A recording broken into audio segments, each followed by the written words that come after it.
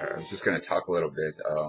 This goes into issues. A lot of people don't talk about issues with mental issues or different counseling or depression and a lot of things like that. And I feel like people need to talk about this more. I think there's this insecurity about talking on some levels, but then once you get past that wall, it becomes a little more empowering.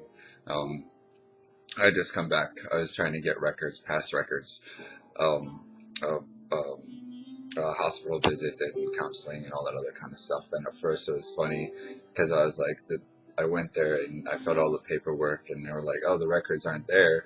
And I was like, "What do you mean they're not there?" And this whole thing was the issues that I was dealing with was kind of PSD, paranoia, and things like that. But that records were being mismanaged and stuff, and it gets into a lot of kind of funny issues. Um, but getting back to counseling and therapy is always a good thing. There's no shame in that. There's no shame in talking and opening up to people about um, I think originally, I was diagnosed a long time with ADHD. I was taking medication for a while. It did help, yes, with focus and concentration. But on the creative side too, getting things done and implementing. Um, I haven't been on that medication for quite a long time, so I'm kind of trying to see about getting back on that and focusing. I think, you know, a long time ago in high school, depression and everything, and going through coming out and feeling isolated and all that stuff. Of course, there's a lot of depression, a lot of issues there. Um, but what kind of helps me get through things is talking and expressing and having that, especially being an artist and a musician and being creative kind of helps express that too. And bipolar, I think, was at one point I was diagnosed bipolar, but a lot of these things too. A lot of things are labeled certain things, but actually it's more. I feel it's more natural way of thinking when you think of dynamics and stuff too. ADHD is just you're distracted. You're a distracted person. Medication does help to an extent, I think. Um, but again, it's finding like those balance in the counseling and medications that work for you. And it's just cool and bizarre. Um, there's a certain level of confidence when I used to be a social phobe. I used to, um, and this might be strange maybe for some people out there, but I used to be kind of a social phobe, kind of quiet, shy. I still am.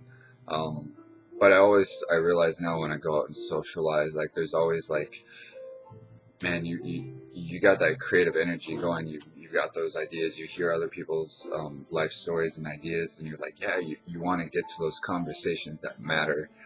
So it's kind of like this adventure of going out and socializing and seeing those potentials in people.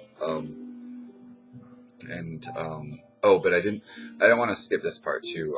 Going back, getting medical records and everything. This is kind of the fascinating part about the story I've gone through, and it was a PSD thing, experience that I had way back in 2012, and the story is, when I look back on it, it's like, man, it teaches a wide variety of lessons and lessons to be learned. But what had happened, and I just gotta skim it real quick here again, was I was arrested for trespassing at an airport.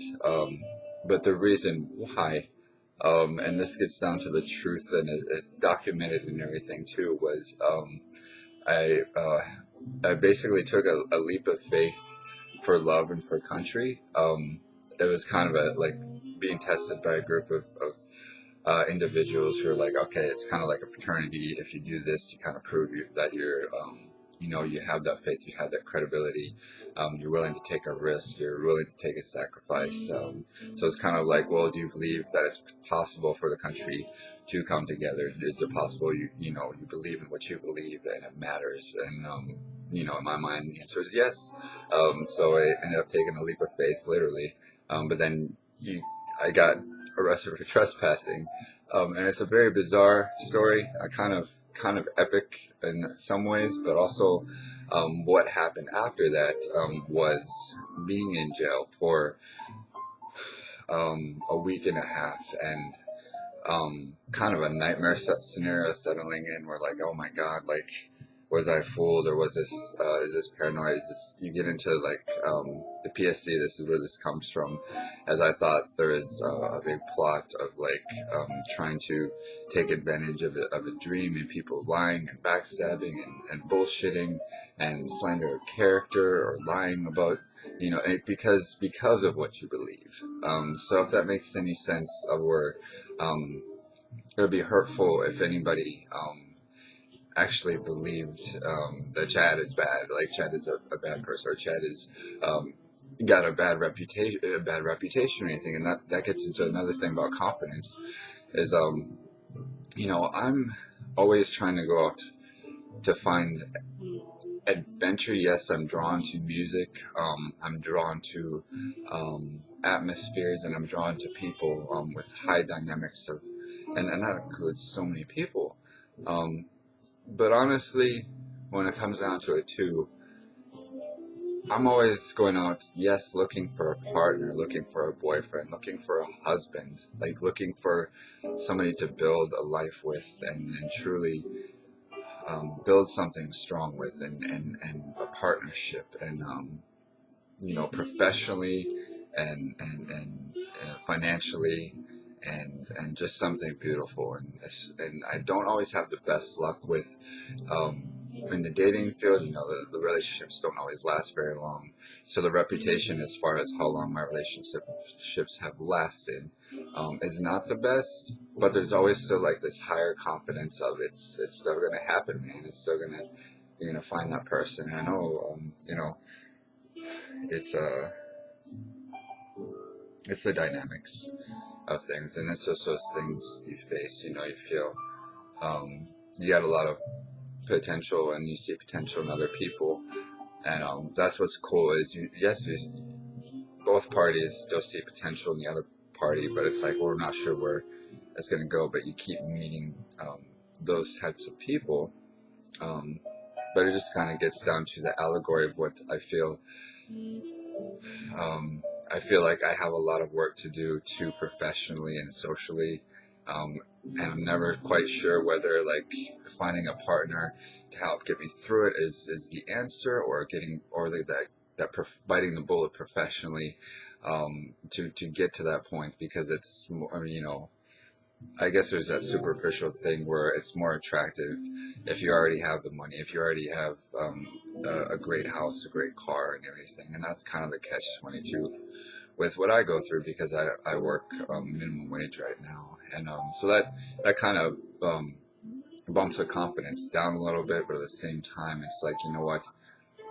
I start to see these people out there, and that part doesn't matter. That part shouldn't matter, and that part doesn't matter anymore. That was just like a part of my confidence that got to me, I think. So that just kind of skims the surface of just being more real and being more honest. Emotionally, I think emotionally, I know like there's a lot of walls there too, because everybody's been hurt in one way or another, and some people don't want to be hurt again, but at the same time, I myself, I've very rarely like ended on bad notes with relationships, and you see those people later, and it's still that quality is there with that friendship and that partnership, and it's still there, and I'm proud of that with myself, and that's something I hold true and dear to my heart, that there's no bad blood, there's no bad negativity, and a lot of like some emotional like petty things still exist, but I think that's even with friends and coworkers, and that all just kind of goes with the territory.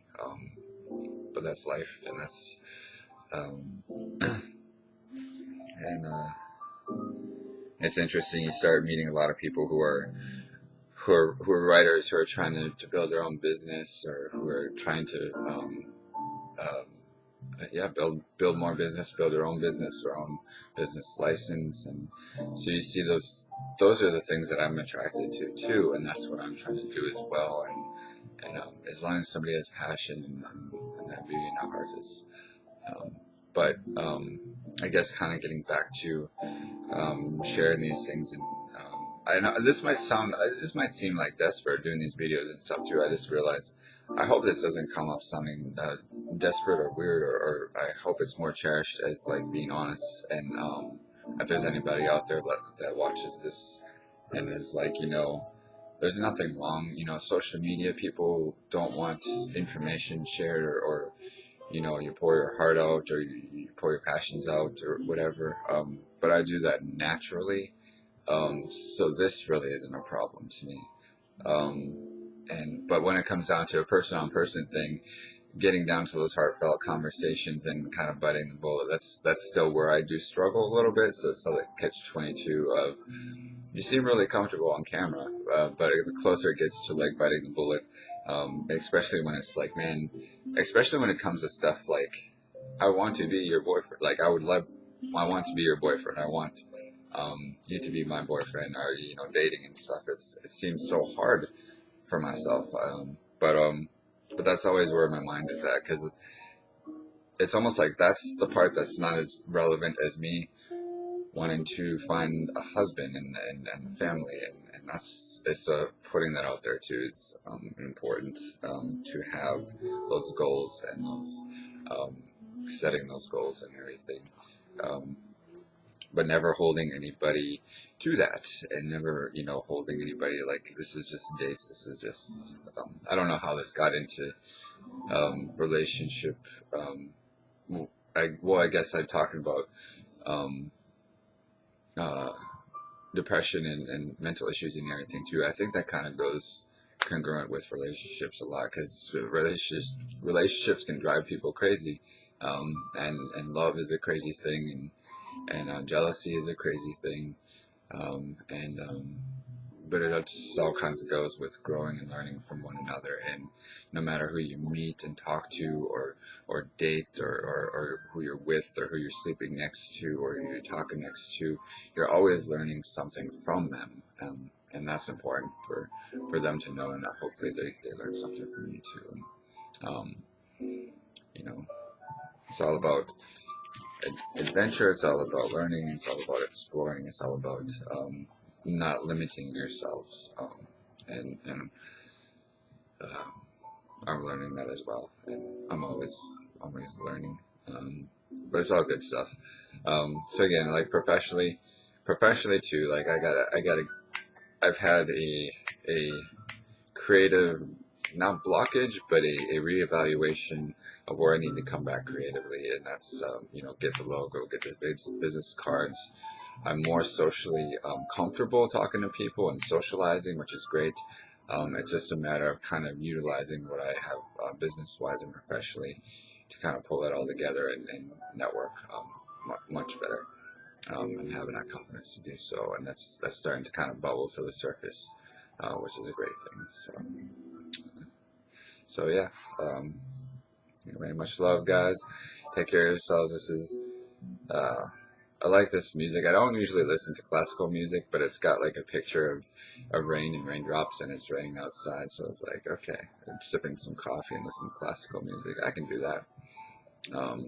And that reminds me of like the importance of romance too. And I don't bring that up enough with other people. There's just a natural romance with dating, and even romancing with friends and dates, and with music and atmosphere. It's just all about like that general romance and beauty that kind of sings those songs that are familiar. So yeah, much love, guys. Take care of yourselves.